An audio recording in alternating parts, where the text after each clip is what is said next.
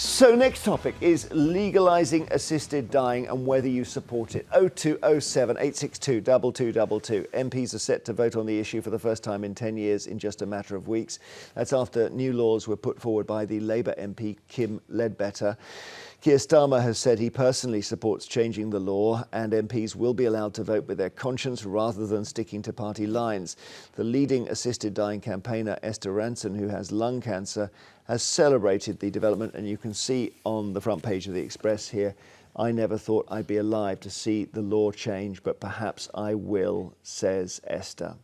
So she would like it because I guess in her own situation she wants to end her life on her terms, and one understands that, Jamila. Yeah, no, it's a really tough one, and obviously I'm not in that situation, so I wouldn't be able to say exactly how it feels. But I do worry a little bit about this because I feel like some people feel like they're a burden on their families and want to take their own lives, which I would hope they wouldn't. Nina?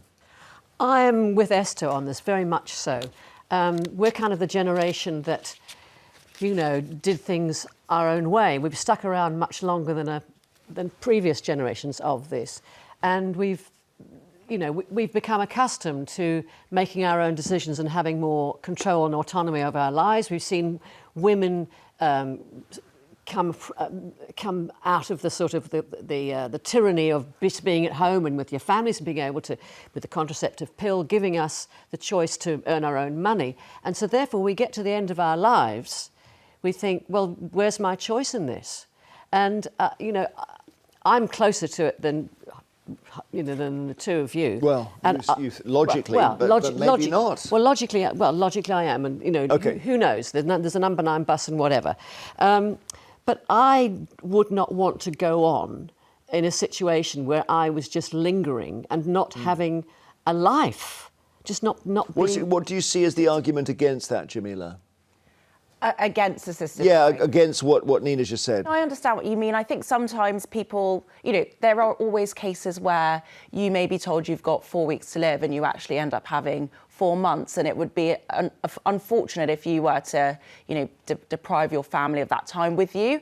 Obviously, I understand it's your choice, but I feel like there are vulnerable people in society who will feel like it is them taking the burden off their families, and I think that's just such a shame, and I wouldn't want it to fall into the wrong hands. Is it so? Do you mean a case where, I don't know, an older person is struggling and the younger members of the family sort of gather round and say, well, Dad, there is this option, Yeah. And then he feels he should take it. Yeah. Or them finding out something and thinking, I don't want them to see me deteriorate, so I'm just going to take this way out, which, like I said, I haven't been in that position, but it feels like families always want to spend more time with their loved ones if they can. Well, somebody who's thinking about this intensely now is Esther Rantzen's daughter, Rebecca Wilcox. Hi, Rebecca.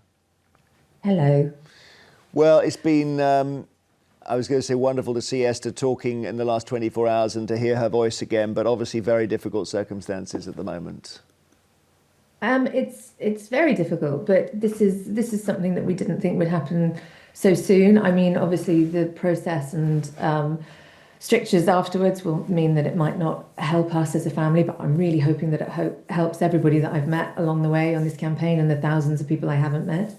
I would love to address the fears that were brought up, because it's really interesting when people talk about vulnerable people being coerced into an assisted suicide. The law that we're thinking of trying to bring in, the regulations that we're trying to bring in, actually would provide more safeguards than exist at the moment. People are far more vulnerable to that sort of coercion right now than they are if this law exists. And people like places like Oregon have had this in place for 25 years, and not one disabled person has been pushed into against their wishes. And there would always be 2 doctors signing off, perhaps a judge as well, although we're not sure of the absolute details of it yet. And we talk about losing that time with a family. Obviously, I'm very, very aware of how precious time is at the moment. Each day is a blooming miracle at the moment, if I'm allowed to say that. But actually, you lose time with families at the moment with the way things are, because if mum has to go to Switzerland, which is obviously a privilege, it's a huge expense, and it would be illegal for us to go with her, so it's massively problematic. But one of the reasons it's problematic is that she has to go when she's healthy, so she definitely would lose possibly months, definitely weeks of her life by going early to prove that she's healthy enough to make it on the plane and go to the clinic.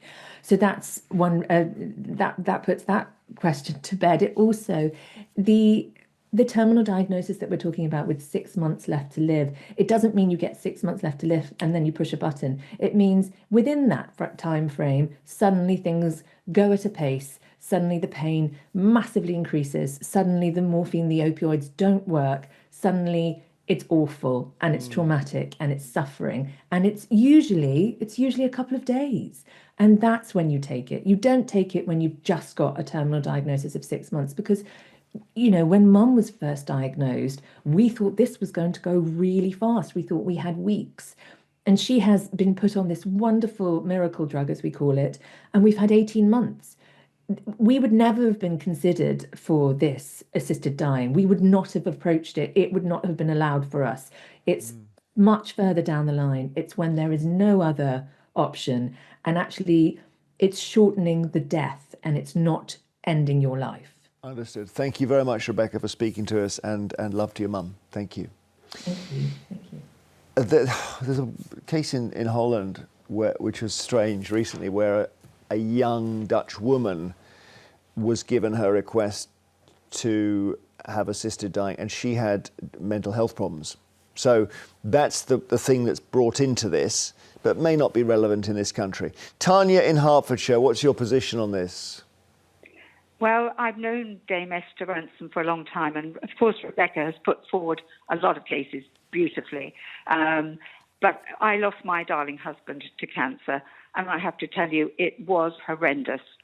The experience with me was different, because he actually went into a kind of coma because he had a stroke, and we were then told by the hospice where he was that the best way to let him go as soon as they could was to stop not only food, not only nutrition, but hydration as well. Yeah. So I actually sat with him for 5.5 days while he starved and dehydrated to death. No, I've got experience of this in my own family, where for one reason and another, the hydration is impossible. And you're right, you feel it just feels so wrong that someone should have to go like that. You wouldn't do that to your pet dog or cat. I mean, it's horrific. So that is one thing. But I think also, as Rebecca said, if you go to dignity and dying, you have to have the money and the resources to do that, which many people don't. And also you have to go early enough while you're still fit enough to go. Okay, so you have to pass earlier. But it's possible that if a law came in making it legal, that the Dignitas would essentially set up in the UK. And I wonder if we're ready for that, Tanya. Well, what I just know is that most people, I think, would like to end their life, ideally in their own bed, in their own home, with those loved ones around them holding their hand. Understood. And that would be the best way for most people, I think, to want to go. And there are a lot of people who do take their own lives in this country because they can't face the horrendous death that they will have. And some of them aren't successful in doing that. No. And not all of the pain can be taken away in many cases with these opioids and morphine. And in the old days, the doctor would actually give you an extra shot of morphine. I know. Back in the day, I know. Tanya, thank you. Back in the day, it would be an injection of morphine that would kill you, but it was never explicit. And then we had shipmen who did it deliberately, and then doctors started to think, wait, we are in danger of being done for murder here. We need to do everything by the book. And you completely understand that. I completely understand that, but it is so cruel. It is so cruel. You don't want to watch somebody you love going through pain, suffering, dragging on and on. It's when you've outlived your life. John in South Yorkshire, hello. Hello, Jeremy. Hello, everybody. I'm very much against assisted suicide. I'm also the director of a domestic abuse charity, a charity called Crossing Point, a Christian response to domestic abuse. And I feel that if assisted suicide was legalised in this country, it would be a green light for perpetrators of domestic abuse to take advantage of the law to basically kill off the people, the victims of their domestic abuse. Well, how would they do that if you needed 2 doctors to sign off on it?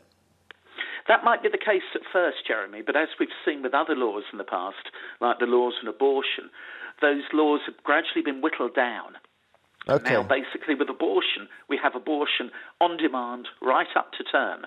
When abortion was first legalised in 1967, yes, these safeguards were there, but over the years, those safeguards have been removed. What do you think about that, Jamila? I think it's a good point you raise about coercion and abuse, because it is easy for people to find doctors in the family, perhaps, or doctors they might know. So that's not necessarily the biggest safeguard to stop that being abused. Yeah, that's true. You could get friendly, or you don't need 2 doctors. Yeah. You might even need a High Court judge.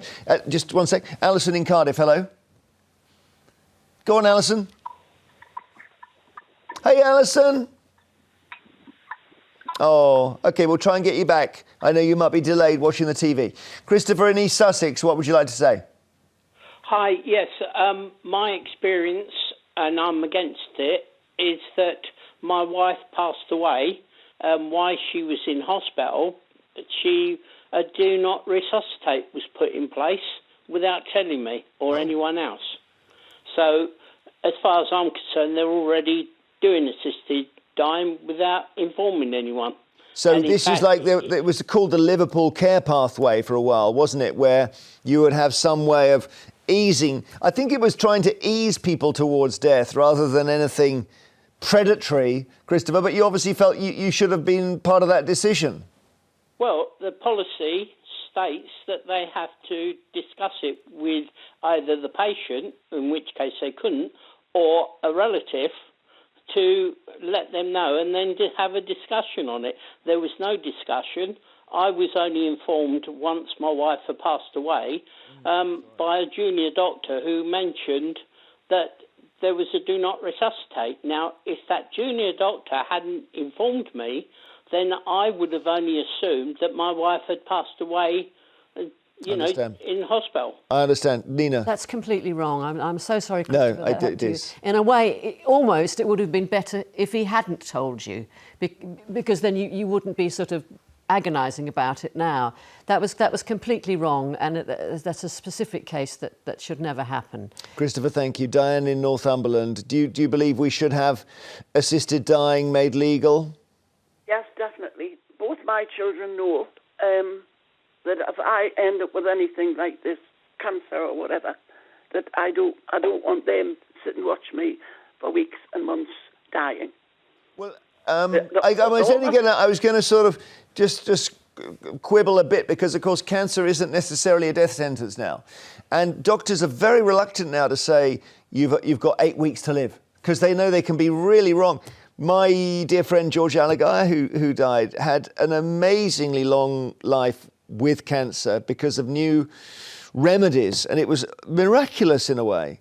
So I don't know, Diane, whether terminal diagnoses are as they were 20 years ago. No, you wait until the end, but it gets to the point where there is no hope. I watched my lovely brother die with this 2 years ago, and it was absolutely horrendous. Yeah. It was like just skin and bone. Now, there's no cure for that. No. But I think it should be discussed.